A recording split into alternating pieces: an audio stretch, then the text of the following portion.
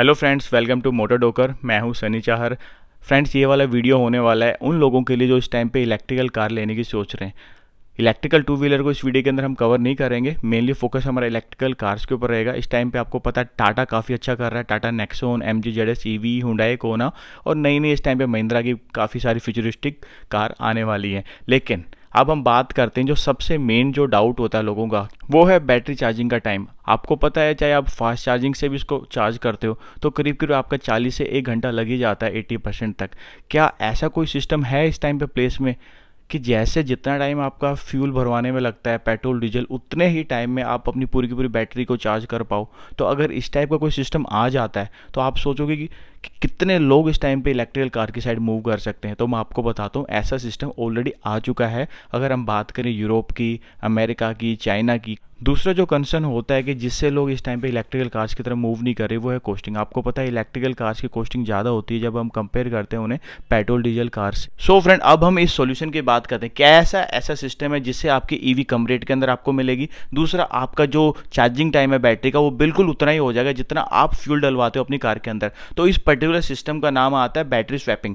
इसमें क्या होता है, फ्यूल स्टेशन की जगह आपके बैटरी स्वैपिंग स्टेशन होते हैं, वहाँ पे आपकी कार जाती है, ऑटोमेटिकली जो एम्प्टी बैटरी होती है उसको निकाला जाता है और ऑटोमेटिकली वहाँ पे आपको एक फुली चार्ज बैटरी को अटैच कर दिया जाता है। केवल 1 मिनट से कम का आपको टाइम लगता है। तो इस टाइप से अगर आपके पास टाइम नहीं है कि घर पे चार्ज करो या कहीं फास्ट चार्जर से आपको चार्ज करना है और आपके पास टाइम की बड़ी लिमिटेशन है, तो आप इस टाइप की चार्जिंग को अडेप्ट कर सकते हो। इसे हम स्वैपिंग चार्जिंग बोलते हैं। ये जो कंसेप्ट है इस टाइम पे काफ़ी ज़्यादा पॉपुलर हो रहा है चाइना के अंदर, यूरोप के अंदर और US के अंदर। तो कुछ कंपनीज के मैं आपको नाम बताता हूँ। एक है CATL, दूसरी आपकी नियो काफ़ी ज़्यादा फेमस हो रही है। नियो को इस टाइम पे टेस्ला ऑफ चाइना बोला जाता है। अगर हम नियो की बात करें तो नियो के पास इस टाइम पे 836 बैटरी सप्लाई स्टेशन है केवल चाइना के अंदर। तो फ्रेंड्स, 836 नंबर काफ़ी बड़ा होता है और ये डे बाई डे इंक्रीज ही होता जा रहा है। अगर हम इस कंपनी की बात करें तो ये जो नियो कंपनी है ये हार्डली 10 साल पुरानी कंपनी है। सेकंड रीजन जो इसकी सक्सेस का वो ये है कि यार इंफ्रास्ट्रक्चर हम हर जगह दे नहीं सकते जहाँ पे आपको फास्ट चार्जर मिल जाए। जो लोग हाई राइज बिल्डिंग में रहते हैं, आप कितने फास्ट चार्जर पर्सनल इंस्टॉल करोगे?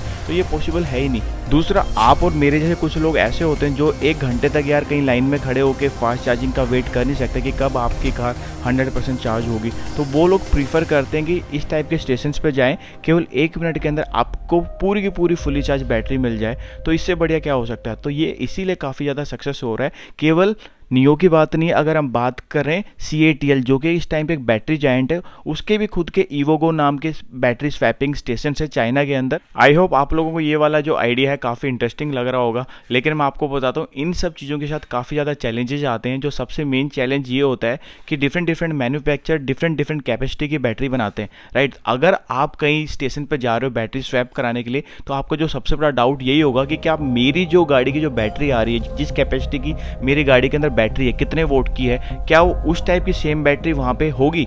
तो ये जितने भी कंपनीज हैं इस टाइम पे, कैटल हो गई या आपकी नियो, ये डिफरेंट कंपनीज के साथ टाइप कर रही हैं और जितनी मैक्सिमम रेंज पॉसिबल हो सकती है ये उन बैटरी की स्वैपिंग अवेलेबल करा रही है। दूसरे केस की अगर हम बात करें, अगर हम एग्जांपल लेते हैं नियो ब्रांड का, वहाँ पे क्या है कि अगर आपने SUV बाई की इनकी, वहाँ पे आपने बैटरी की कॉस्टिंग उस टाइम पे नहीं थी जब आपने EV बाई की। उसमें क्या है कि आप मंथली आप एक सब्सक्रिप्शन लोगे, जैसे नेटफ्लिक्स का होता है, प्राइम का होता है। जितना आप यूज़ करते हो उतना आप कहीं ना कहीं आपको उनको पे करते रहते हो। तो इस केस में क्या है कि आपको स्टार्टिंग में बैटरी की कॉस्टिंग नहीं देनी और मंथली आपको उनके सब्सक्रिप्शन की फ़ी देनी जितनी बार भी आप अपनी बैटरी रिचार्ज करोगे। तो यार ये देखने में काफ़ी प्रैक्टिकल मेथड लगता है। अगर आपको ध्यान हो, इंडिया के अंदर भी बाउंस इन्फिनिटी करके एक 2 व्हीलर इलेक्ट्रिकल स्कूटी आती है। वो भी क्या करते हैं कि स्टार्टिंग में 90,000 से 1 लाख के आसपास की आपको स्कूटी ना दे के आपको 50 से 60 हज़ार रुपये की स्कूटी देते हैं।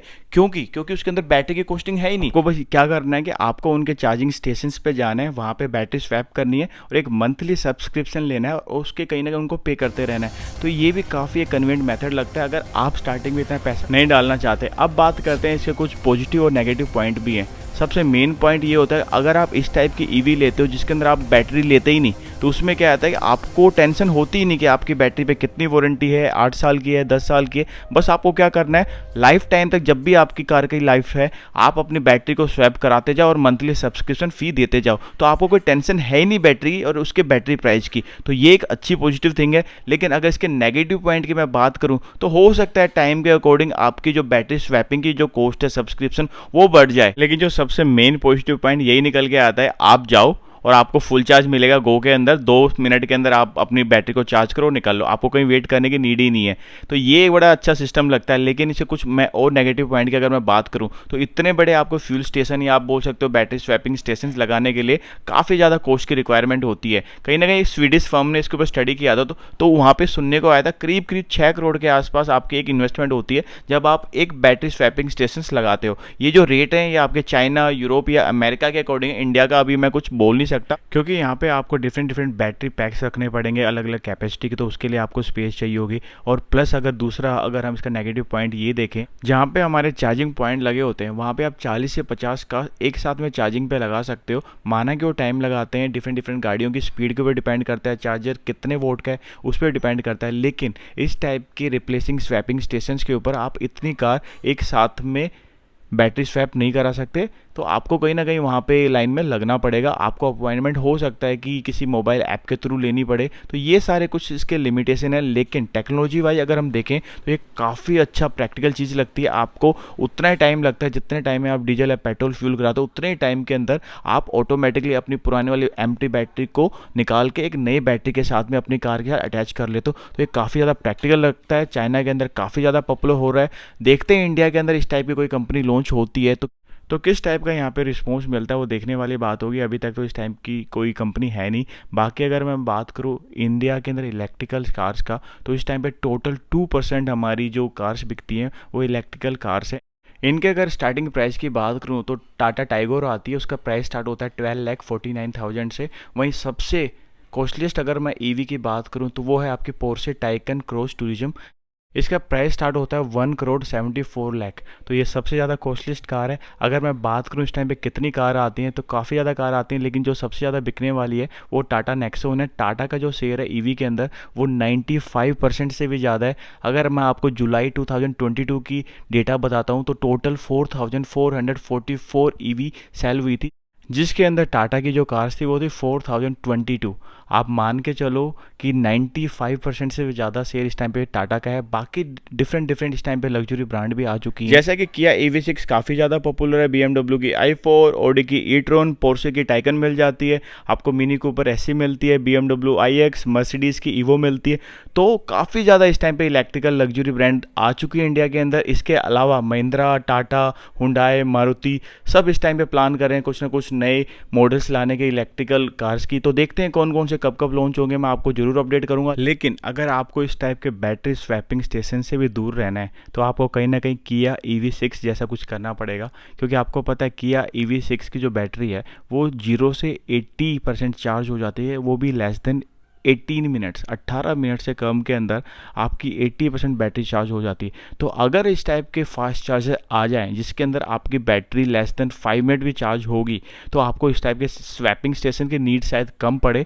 लेकिन अगर आ जाता है, जितने ज़्यादा ऑप्शंस आपके पास में होंगे उतना ही बेटर होगा, उतने ही लोग इस टाइम पे इलेक्ट्रिकल व्हीकल्स को अडेप्ट करेंगे। आई होप आपको ये वीडियो अच्छा लगा होगा। अगर लगा है तो please like this video and subscribe my channel Moto Doker. Thank you so much for watching this. Bye bye, take care.